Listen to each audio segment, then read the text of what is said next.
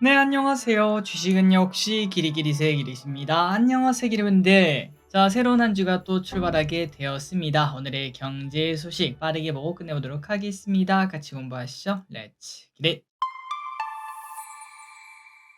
자, 오랜만에 환율에 대해서 한번 보도록 하겠습니다. 최근 환율 변동성이 조금 심각한 상황인데요. 올해 한 여름만 하더라도 막 1,400원 근처에서 놀던 환율이 갑자기 쭉쭉쭉 하락하면서 1,300원대까지 갔다가 다시 또 급등하여 어느덧 1,373원. 변동성이 상당히 큰 모습을 보여주고 있습니다. 그렇다면 그 이유가 뭔가 봤더니 미국 견제는 견고한데 유럽과 중국 등에서 둔화 시그널이 나타나다 보니까 또다시 환율이 올라가는, 그러니까 달러 선호 현상이 나타난다고 볼 수 있겠죠. 그리고 이제 환율 전문가들이 봤을 때는 11월 초 미국 대선이 있을 때까지는 환율 상승 압력이 지속된다고 하는데요. 그 이유는 중동 지역의 긴장감이 높아지고 있으며, 그리고 북한 리스크도 어쨌든 도움을 주고, 거기다가 트럼프의 당선 가능성, 아시다시피 트럼프는 보호무역주의를 하지 않겠습니까? 그러다 보니까 환율 상승 압박을 준다고 합니다. 그 말인즉슨 지금 이렇게 환율이 오르는 거는 전부 다 트럼프 당선 가능성을 높게 보고 있다, 이런 의미가 될 수 있겠죠. 자, 다만 환율이 뭐 무한정 올라가는가, 그건 아니라고 합니다. 지난 4월 환율이 1,400원에 육박했을 때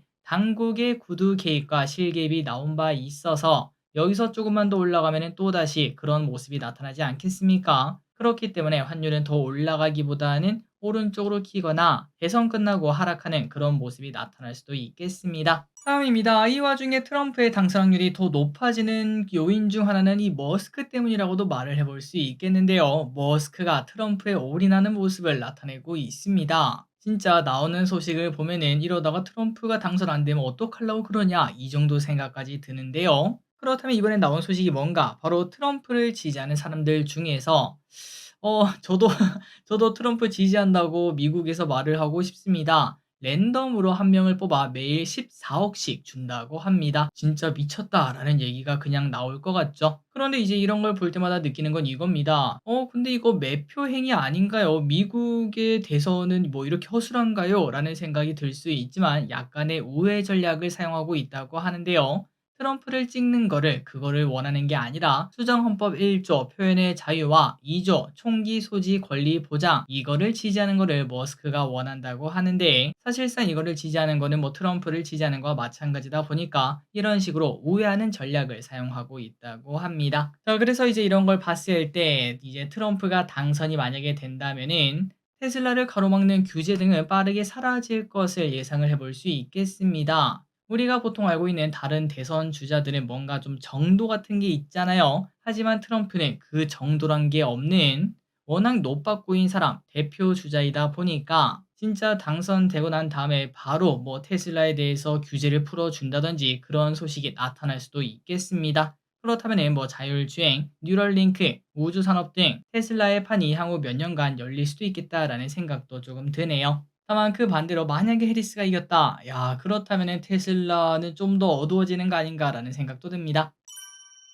다음입니다. 스마트카 개발 몰두 중 테슬라가 로보택시를 공개한 지 얼마 지나지 않았는데요. 자동차 업계의 다음 과제는 아마 자율주행이 아닐까라는 생각이 듭니다. 그리고 이런 소식까지 떴네요. 소니와 혼다에서는 공동으로 개발 중인 전기차 아필라의 AI를 활용한다라고 밝혔는데요. 참고로 왼쪽에 보이는 이 아필라, 이 친구는 2026년에 미국과 일본에 출시 예정인 차인데 자율주행 성능을 높이기 위해서 AI를 활용한다고 합니다. 자율주행과 AI는 뭐 뗄래야 뗄 수가 없겠죠. 그리고 이 와중에 AI를 활용한 스마트카를 개발 중인 곳은 여기뿐만이 아니라 중국의 비아디와 화웨이도 올해 안에 AI를 탑재한 전기차를 내놓는다고 하니까 자율주행이 내년 내후년 매우 뜨거운 감자로 올라올 것은 거의 기정사실인 것으로 보입니다. 다음입니다. 공매도 금지가 벌써 1년이나 이어지고 있습니다. 그렇다면 여기에 대한 평가는 어떨까요? 일단 코스피와 코스닥을 보면은 이게 효과가 있는 거냐라는 생각이 좀 들긴 합니다.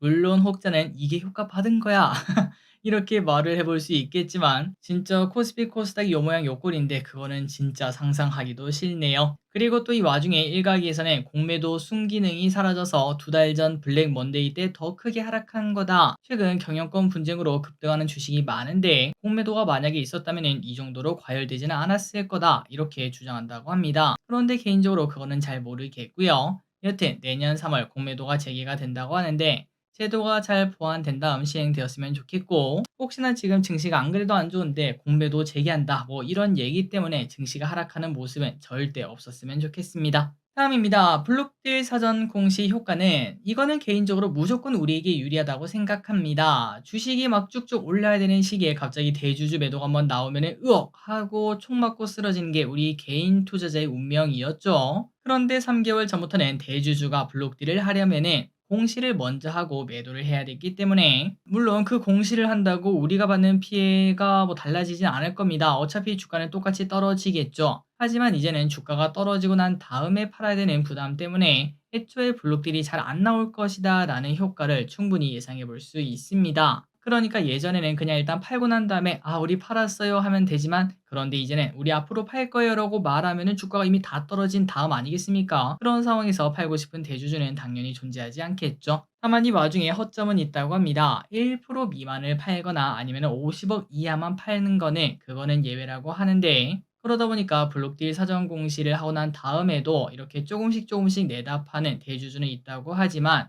그런데 이게 허점인지는 잘 모르겠습니다. 만약에 이게 없었다면 1% 미만 파는 게 아니라 3, 4% 팔았겠죠.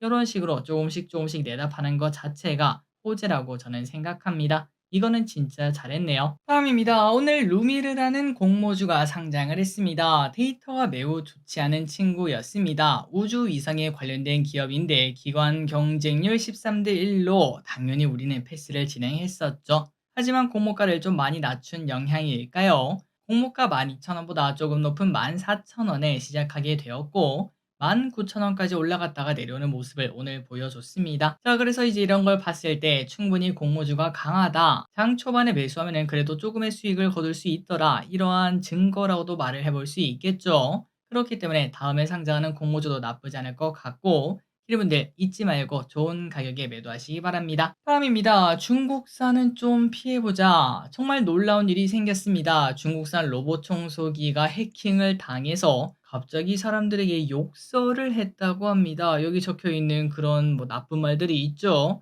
그러한 욕설을 했다고 하는데 그렇다면 그 제품이 뭔가 바로 중국에서 제조된 X2S라는 로봇 청소기인데 지 마음대로 움직이고 마이크, 카메라 등이 해킹당한 것으로 보인다고 합니다. 자, 진짜 무서울 것 같습니다. 가만히 냅뒀던 로봇 청소기가 갑자기 지 혼자 움직이다가 나를 쳐다보고 막 욕을 한다니 야 진짜 상상만 해도 끔찍하다라고 얘기를 해볼 수 있겠죠. 그리고 또한 중국산 IP 카메라 이런 것들도 해킹 위험이 높고 그 다음에 이제 뭐 이걸로 인한 몰카 그런 사건 사고도 등장하고 있는데 그러다 보니까 금액이 싸다고 무조건 중국산을 사야 될지에 대한 고민은 좀 필요하며 특히 카메라 달린 제품은 많이 조심해야 될 것 같습니다. 다음입니다. 요즘 위고비 등을 검색하면은 야, 뭐 저렇게 마른 사람이 어떻게 처방받았냐라는 생각이 드는 사람들의 후기가 올라오는 모습인데요. 분명 비만인 사람들만 받을 수 있는 것으로 우리가 공부하지 않았겠습니까? 그래서 왜 그런가 봤더니 바로 비대면 때문에 그렇다고 합니다. 비대면 앱 알고 계시죠? 이걸로 구하면은 쉽게 위고비를 처방받을 수 있다는 이야기가 퍼지면서 말 그대로 미용 목적으로 쓰는 사람들이 늘어나고 있다고 합니다. 자, 이러한 부분이 바로 비대면 진료의 단점 중 하나라고도 볼 수 있겠는데요. 이러한 부분은 조금은 감독이 필요하지 않나라는 생각이 들고 어쨌든 전 세계적으로 날린 위고비 한국에서도 난리가 당분간 이어질 것 같습니다. 다음입니다. 오늘 구리 관련주가 좋은 모습을 나타냅니다. 그 이유가 뭔가 구리 가격 상승을 예상하기 때문이겠죠. 최근 3개월 차트를 보면 뭔가 슬금슬금 올라가는 모습을 나타냅니다. 그리고 놀랍게도 최근 몇 년간 겨울에서 보면은 구리 가격이 상승했던 통계가 있고요. 또한 중국 부양책이 나오는 시기 아니겠습니까? 당연히 구리 상승세가 더 강해질 수 있다고 합니다.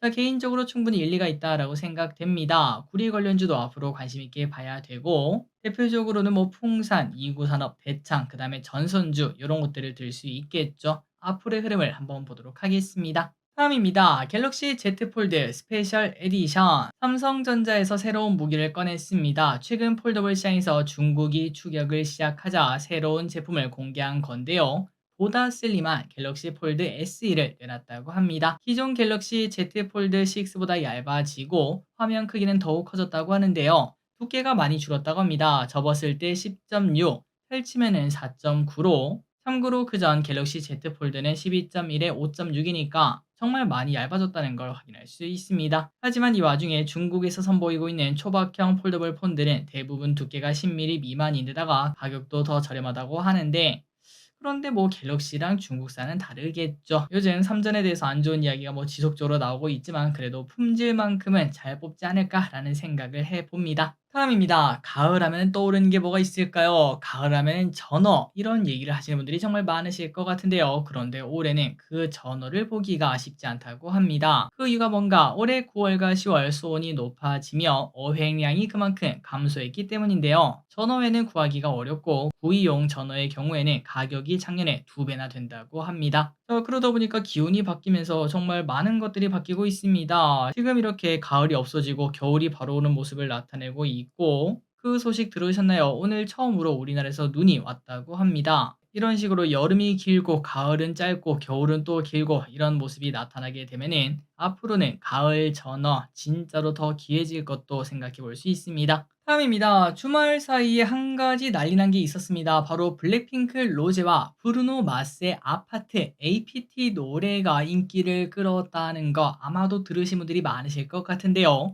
훅이 워낙 강하다 보니까 벌써 수능금지곡이 아니냐, 이러한 이야기까지 돌고 있다고 합니다. 제일 처음에 저기리 씨 이 노래를 들었을 때는 뭔가 좀 그냥 약간 어그론가 라는 생각을 좀 했거든요. 그런데 듣다 보니까 노래가 이상하게 이상하게 좋아요. 그런데 저만 그렇게 느낀 게 아닌 것 같습니다. 곡이 공개되고 난 다음 유튜브 조회수는 현재 7천만에 달한다고 하고요. 멜론을 비롯한 국내 음원 차트 1위를 휩쓸고 있습니다. 게다가 곧 빌보드도 공개가 되는데 현재 12위로 예상이 된다고 하니까 뭔가 장난스럽게 그리고 빠르게 만들어진 곡인 것 같으면서도 이게 대박을 칠 수 있다, 이런 얘기가 등장하고 있죠. 그래서 이러한 소식에 오늘 장 초반부터 YG 그룹주가 상승 출발했고, 왼쪽에 보이는 YG 플러스 그냥 상한가에 가버리는 모습입니다. 과연 이제 이러한 소식이 엔터의 상승 신호탄이 될 수 있을지, 그리고 또 이런 걸 봤을 때 흑백 요리사도 그랬고 노벨 문학상도 그랬고, 이러한 문화 엔터 쪽, 이쪽은 언제 어디서 뭐가 터질지 모르는 게 가장 매력적인 부분이 아닌가라는 생각도 듭니다. 그리고 중요한 거는 한번 터지면은 전 세계가 묻으라는 게 매우 중요한 포인트겠죠. 다음입니다. 샤인머스켓. 예전에는 없어서 못 먹었는데 지금은 너무 많아서 문제라고 합니다. 이제는 오히려 샤인머스켓의 가격이 거봉보다 저렴해졌다고 하는데요. 그나마 7월에서 8월 도매 가격은 거봉보다는 비쌌지만 지금은 품질이 저하되면서 가격이 역전되었다고 합니다. 도매 가격만 봤을 때 샤인머스켓의 가격은 3년 전보다 50% 넘게 하락했다고 합니다. 이렇게 많이 하락한 이유가 뭔가? 당연히 공급이 많아졌기 때문이죠. 출시 초기부터 사람들의 선호도가 높았고 고수익을 기대할 수 있다 보니까 전부 다 갈아엎어서 샤인머스켓을 만들었다고 합니다. 그러다 보니까 공급이 많아졌고, 그런데 갑자기 또 뭐 샤인머스켓을 시작한다고 최상의 품질을 뽑아낼 수 있는 사람들은 그렇게 많지 않았겠죠. 당연히 저품질 샤인머스켓이 시장에 불리게 되었고 가격 하락을 부추긴 모습을 보여줬다고 합니다. 그렇다면 샤인머스켓이 도대체 얼마나 많을까요? 진짜 대박입니다. 전체 포도의 무려 83%, 잘못된 거 아닙니다. 38%가 아니라 83%가 샤인머스켓일 정도로 지금 포도는 샤인머스켓 그 외, 이렇게 표현이 가능할 정도라고 합니다. 다음입니다. 중국의 기준금리라고 할 수 있는 대출 우대 금리인 LPR. 중국에서 이번 LPR을 3개월 만에 0.25% 인하했다고 합니다. 인하에 대한 움직임은 이미 예상이 되어 왔는데요. 당연히 중국은 경기 부양을 위해서 이렇게 할 것이라는 예상이 나오고 있지만, 그런데 지금 시장에서는